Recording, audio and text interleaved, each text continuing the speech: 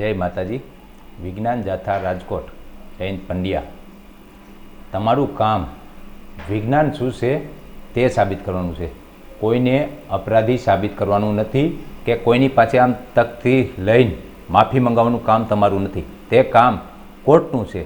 તમે કેસ કરો અને સાબિત કરો અને કોર્ટ તેને સજા દેશે. બરાબર? તે તમે કરતો હોય, પણ તમે તમારી માનસિકતા હવે બહુ ઓવરલોડ થઈ ગઈ છે. તમે સનાતન ધર્મ વિરોધી થઈ ગયા છો. ક્યાંય સત્યનારાયણ ભગવાનની કથા થતી હોય તો પણ તમે બંધ કરાવો છો. કઈ સરકારી ઓફિસ એવી છે કે જ્યાં ભગવાન માતાજી કોઈ દેવી દેવતાના ફોટા ન હોય? પોલીસ સ્ટેશન ગમે તે કચેરી જાઓ, બધે છે. જાઓ તમારામાં તેવડ હોય તો રાજકોટના એક એક પોલીસ સ્ટેશન તપાસો, બધે માતાજીના ભગવાનના ફોટા છે, મંદિર છે. તમારામાં તેવડ હોય તો જાઓ પોલીસ સ્ટેશનમાં અને બંધ કરાવો. આ ધતિંગ છે એમ કહો. અને ગૌસર, ફિરોજ ભુવાએ ગૌસરની જમીન કબજે કરી છે, એટલે કબજો કર્યો છે. કેટલી ગૌસરની જમીનનો કબજો છે ગામે ગામ તમને ખબર છે? રાજકોટ જિલ્લામાં કેટલી ગૌસરની જમીન છે ઇતિહાસ જોયો છે? અત્યારે ખેતરોના ખેતર એમાં થઈ ગયા છે. એક પણ ખેતર છોડાવીને બતાવો તમારામાં તેવડ હોય તો. ગૌસરની જમીન ફિરોજ ભુવાએ કબજો કર્યો, બરાબર, સરકારી જમીન ઉપર. તો એ ગાયો માટે છે. પણ રાજકોટ જિલ્લામાં મોટી મોટી બિલ્ડિંગો ગૌસરમાં છે, મોટા મોટા એના ફાર્મ હાઉસ ગૌસરમાં છે. તમારામાં તેવડ છે એકની પાસે જવાનું? ગૌસરની જમીન સાંભળો શું કહે છે. આજે હળવદ પોલીસ સ્ટેશનની મદદથી તેમને પોલીસ સ્ટેશને લાવવામાં આવેલ છે. અને આ શખ્સ છે કે જેઓએ સરકારી જમીન દબાવી અને ગૌશાળા ઊભી કરીને લોકોમાં વિશ્વાસ સંપાદનનું કર્યું છે. ફિરોજ ભુવાએ ગૌસરની જમીન દબાણ કર્યું, બરાબર? તો કેના માટે? કાંઈ બિલ્ડિંગ બનાવી છે? કોઈ ખેતર ખેડે છે? ગૌસરની જમીનમાં ગાયો સારે છે. ગૌસરની જમીનમાં ફિરોજ ભુવા ગાયો સાડે છે. એ દબાણ તમે કહો છો? આ તમારી નજરે દબાણ છે? તો આવું દરેક હિન્દુના દીકરા, દરેક સનાતન ધર્મના દીકરા બધાએ કરવું જોઈએ. જો ફિરોજ ભુવાએ ગૌસરની જમીન ઉપર દબાણ કરી, બરાબર, અને ગાયો સારે છે, એમાં ગાયો રાખે છે, તો દરેક હિન્દુના દીકરાએ આ દબાણ કરવું જોઈએ. જ્યાં જ્યાં ગૌસરની જમીન હોય ત્યાં ગૌશાળા બનાવવી જોઈએ. બરાબર? કારણ કે એક સંધીનો દીકરો, એક મુસ્લિમનો દીકરો જો ગૌસરની જમીન ઉપર ગાયું સારતો હોય, એના જૈન પંડ્યા એમ કહે કે દબાણ કર્યું છે, તો અત્યારે ગૌશાળા ચલાવવાવાળા ભાઈ, સાધુ સંતો અને જે ગૌરક્ષકો છે, બધાને મારે એક નમ્ર વિનંતી છે કે ભાઈઓ, જ્યાં જ્યાં ગૌસરની જમીન હોય ત્યાં એક એક ગૌશાળા બનાવો અને આ જૈન પંડ્યાને જવાબ દો. જ્યાં જ્યાં ગૌસરની જમીન હોય ત્યાં ગૌશાળા બનાવો, ગાયું સારો, અને ગાયું માટે જ ઉપયોગમાં આવે, બાકી કોઈ ઉપયોગમાં ન આવે. અને અત્યારે જે બિલ્ડિંગો બની ગઈ હોય, જ્યાં કોઈ ખેતરો બની ગયા હોય, તે બધા ખાલી કરાવો. બધા ગૌરક્ષક મિત્રો સામે આવો અને આ જૈન પંડ્યાને મુંહતોડ જવાબ આપો કે ગૌરક્ષકો બધા આવી અને મુંહતોડ જવાબ આપે કે ગૌસરની જમીન અમે હવે કબજે કરી છે. એટલે કાયદો સામાન્ય જનતા માટે જ છે, તમારા જેવા માટે કોઈ નથી. 7 વર્ષની સજા પડી છે. સાંભળો પહેલાં, પછી આગળ લઉં. રાજકોટના વિજ્ઞાન જાથાના પ્રમુખ જયંત પંડ્યાની 7 વર્ષની સજા થઈ છે. જયંત પંડ્યાને ચીફ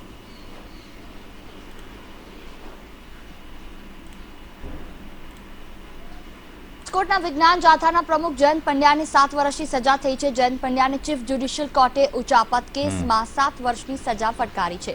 28 વર્ષ પહેલા જ્યારે જયંત પંડ્યા એક શાળાના આચાર્ય હતા, ત્યારે શાળાના ક્લાર્ક સાથે મળી 22,000ની ઉચાપત કરી હતી, જેને લઈ જે તે સમયના અધિકારીઓએ આ અંગે ફરિયાદ નોંધાવી હતી.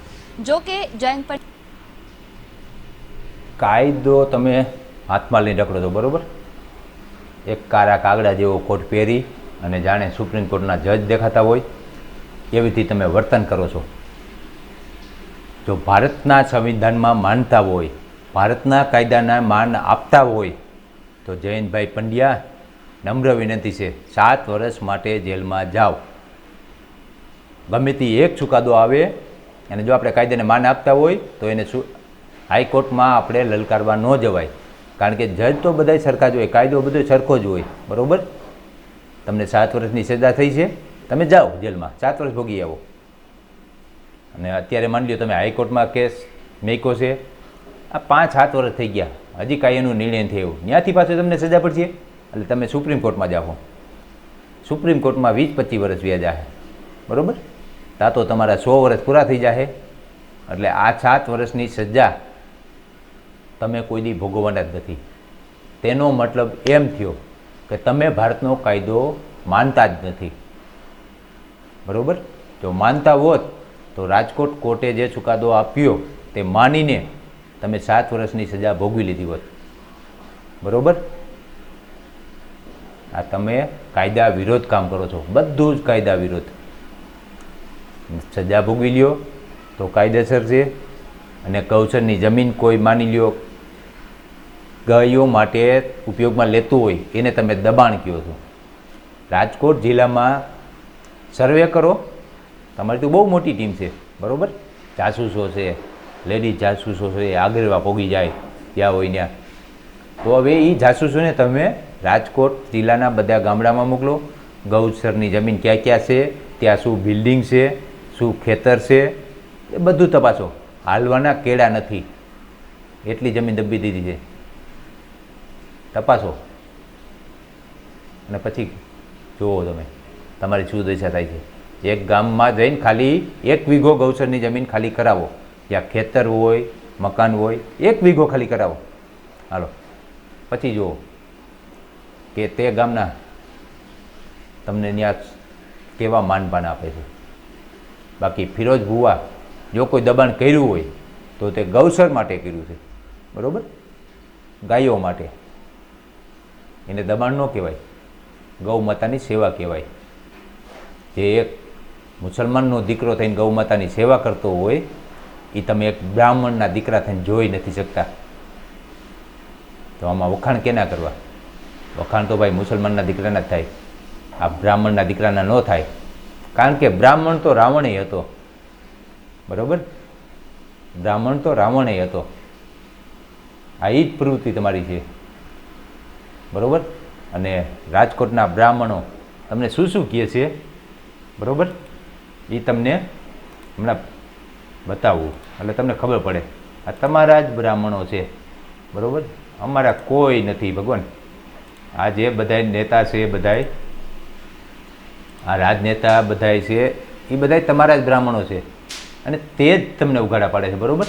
જુઓ પણ જે તમારો સામે આવ્યો છે વિજ્ઞાન જાથાવાળા જયંત પંડ્યાની સાથેની ચર્ચાને લઈને, પાર્ટીમાં જે પ્રકારે ઓફિસમાં એમને સત્યનારાયણની ઘટનાને લઈને પોતાનું જે એમને મંતવ્ય રજૂ કર્યું હતું, શું તમારું માનવું છે? તમે પણ કહ્યું કે આ પ્રકારની બાબત ન હોવી જોઈએ, એટલે બ્રહ્મ સમાજ તરીકે તમે આનો વિરોધ કરી રહ્યા છો કે પછી શું? એમ જો બ્રહ્મ સમાજ તરીકે, એક વ્યક્તિ તરીકે અને રાજકીય વ્યક્તિ તરીકે પણ હું આનો વિરોધ કરું છું.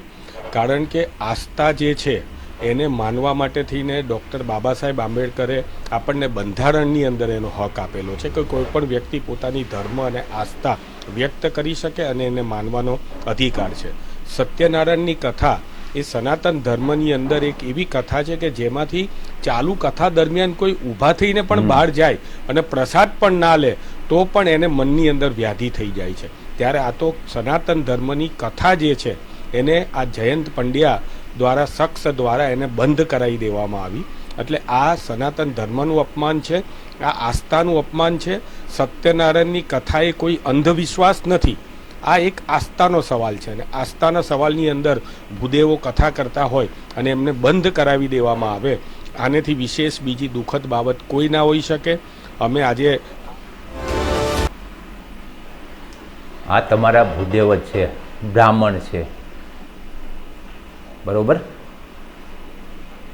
જે વ્યક્તિ તેના સમાજનો ન થઈ શકે તે આ દુનિયામાં કોઈ નો થતો નથી. તમે પહેલાં તમારા સમાજના થાવ, તમારા ભૂદેવના થાવ. અને ભાઈ એક મને મારા મિત્રનો ફોન આવ્યો, એક ગામનું નામ આપ્યું ત્યાં ભૂદેવ, બરાબર. કાલે જ ફોન આવ્યો હતો, કાલે સાંજે મારા મિત્રનો. ખુલ્લી તલવાર લઈને તમારા ભૂદેવો તમારી પાછળ દોડ્યા હતા. ખુલ્લી તલવાર લઈને તમારા ભૂદેવો બ્રાહ્મણો તમારી પાછળ દોડ્યા હતા. તેનું શું કારણ? તમારો સમાજ તમારી પાછળ ખુલ્લી તલવાર લઈને દોડે અને તમે જેમ પાછળ મોત ભારી ગયા હોય એમ ભાગ્યા. બરાબર? યાદ કરો, 5 વર્ષ 10 વર્ષ 15 વર્ષ પહેલાંનો કિસ્સો છે. બરાબર? ગામનું નામ પણ તમને યાદ હશે. બધું તમારા ભૂદેવો જ તમારી પાછળ ગયા હતા ખુલ્લી તલવાર લઈને. એટલે મહેરબાની કરીને આવીથી બીજા સમાજના તમારી પાછળ ન થાય. કારણ કે ભૂદેવનું કામ તો ભાઈ શાસ્ત્રો વાંચવાનું છે.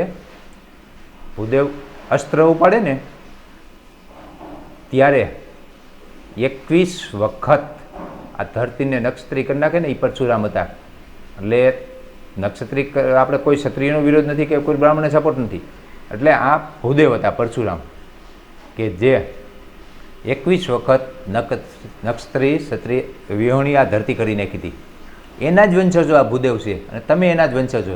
એટલે આ ભૂદેવો હવે 21 વખત વિજ્ઞાન જાથા વિનાની કરી નાખે એવું ન થાય એ ધ્યાન રાખજો. આ ભૂદેવ તમારા જ છે. એને પરશુરામનું પરશુ હાથમાં ન લેવું પડે ભૂદેવોને, એ ખાસ ધ્યાન રાખજો. કારણ કે ઓલી કહેવત છે ને કે લોઢે લોઢું કાપે. બરાબર? એટલે આમાં બીજો સમાજ તમને પોગે કે ન પોગે પણ તમારા ભૂદેવો તમને પોગી જશે. લોઢે લોઢું કાપશે. આ તમારા ભૂદેવો છે ને બધા બ્રાહ્મણ એ બધા પોગી જાય, તમારા સમાજના જ પોગી જાય. કારણ કે તમારી પ્રવૃત્તિ એવી છે. બરાબર? જય માતાજી.